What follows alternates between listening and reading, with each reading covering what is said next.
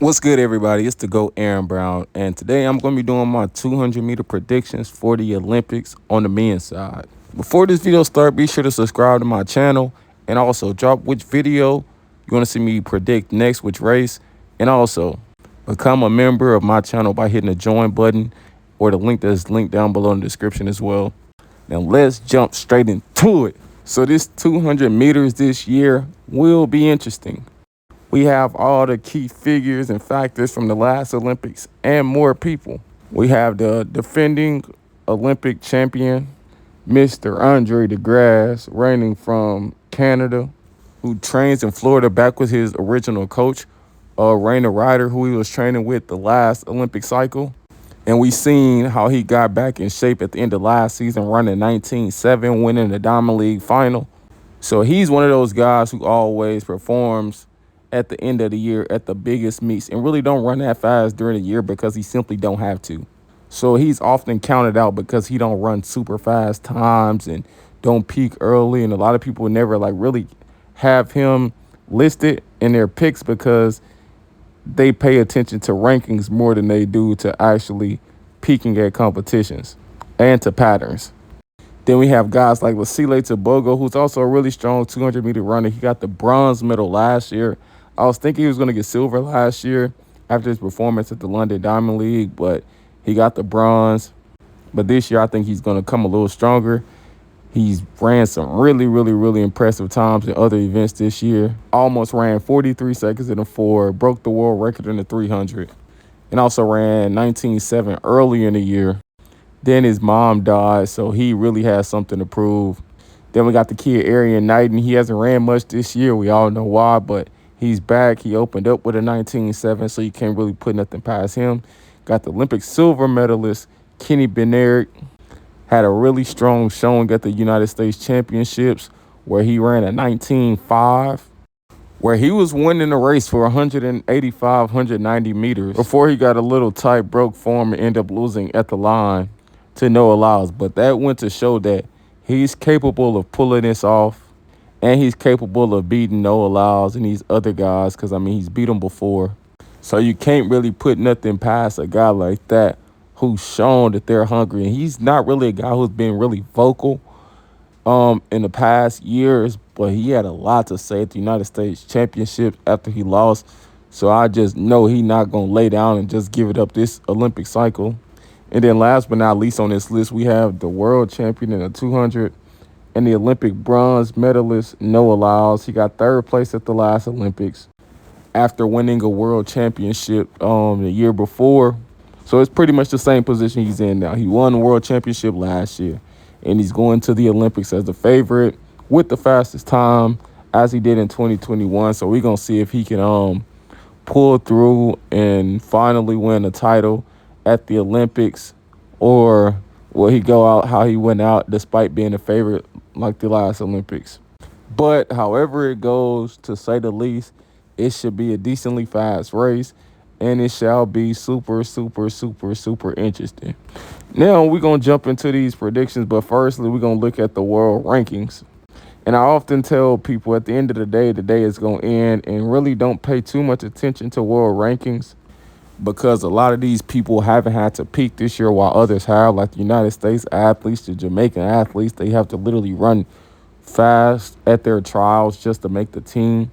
And these other guys, they don't have to run fast like a Togo and Andre de Grasse into the Olympics.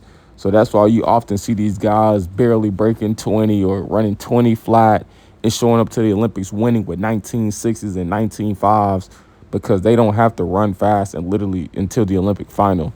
So it's a really good thing to not get caught up into rankings and make your predictions on who got the fastest time of the year so far and things of that nature, because it usually never goes that way. But let's look into the rankings. We have firstly Noah Lyles at the top with the time he ran at USA's Kenny B. Ceesay Togo is actually third, and all the college guys. You got Arion Barnett in fourth.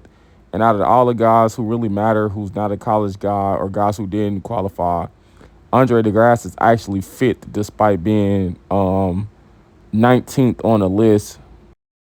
So really, Alexander Ogando and Zarnell Hughes, those guys aren't going to beat Andre at the Olympics. So entry-wise, he's fifth despite being number 17 on the world rankings, because a lot of those guys ahead of him aren't qualified for the meet or are just simply aren't going to be a factor. They're one hit wonders and ran these suspicious times and could never replicate them.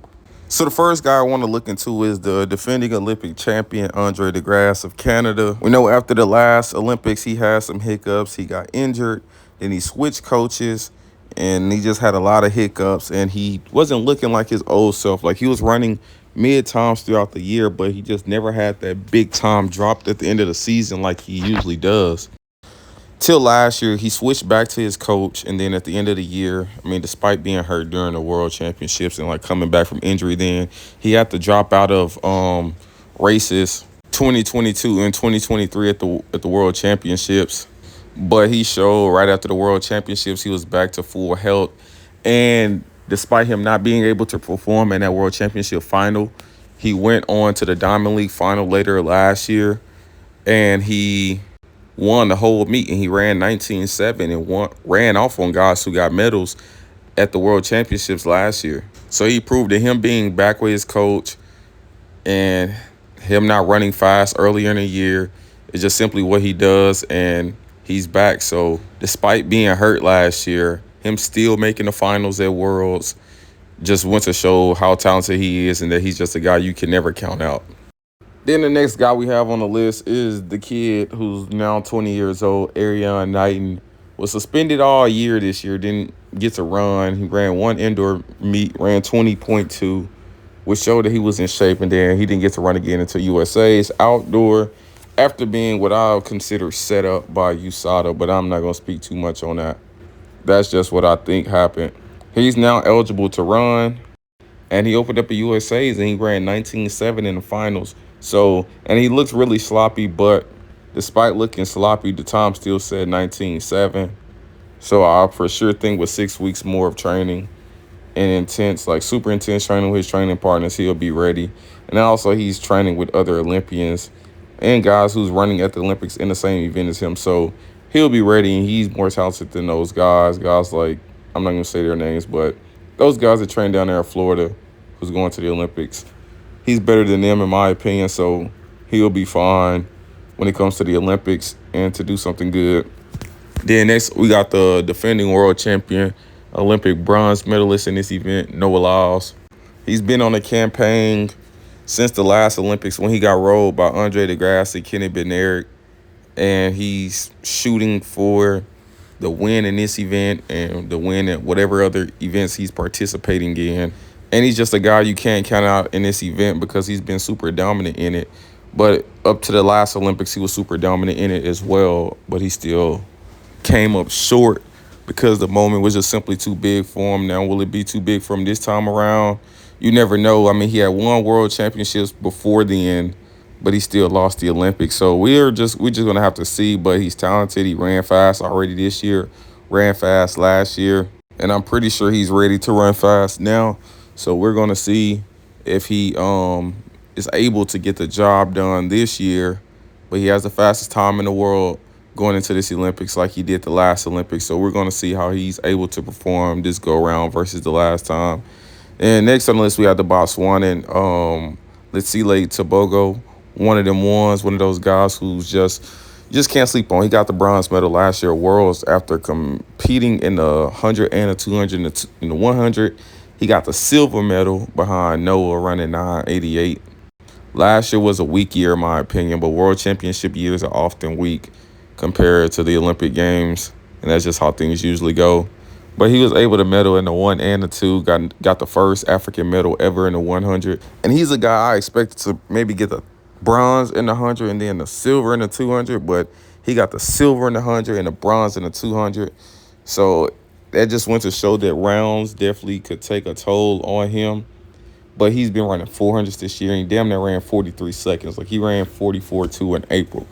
So he's in the greatest shape he's ever been in. He broke the 300-meter world record, broke Wade Van Niekerk and Michael Johnson and Usain Bolt, all of their personal bests in this event. So he got to watch out for him. Then lastly on this list of people to watch is Kenny Benerick. Second place at the United States Championships. Damn near won the whole meet. Fell apart a little bit at the end of the race, and that cost him, but He said out his own mouth that he ain't gonna get tight again, and he gonna be on bro and them ass at the Olympics. So we're gonna definitely see if he's the kind of guy that's just stand on his business, or type of guy like these other guys that just spew nonsense and can't really back up the things that they say. So it'll for sure be interesting to see Kenny Bednarik out there when he get on the track. Immensely talented, done made great improvements this year. He's on a whole different level than he's been on previous years, competing on a whole different stratosphere. Dennis Mitchell has really elevated his game. He's elevated his game, and he's just doing some great things this season. So it's going to be very, very interesting to see how Kenny Bednarik get. He got the silver medal at the last Olympics, so it'll be an opportunity to see if he can upgrade his silver medal to a gold medal. But let's jump into these predictions that I have. Kaboom! So these are the predictions that I have for the Olympics in the 200 meters. First place, I have Kenny Bednarik.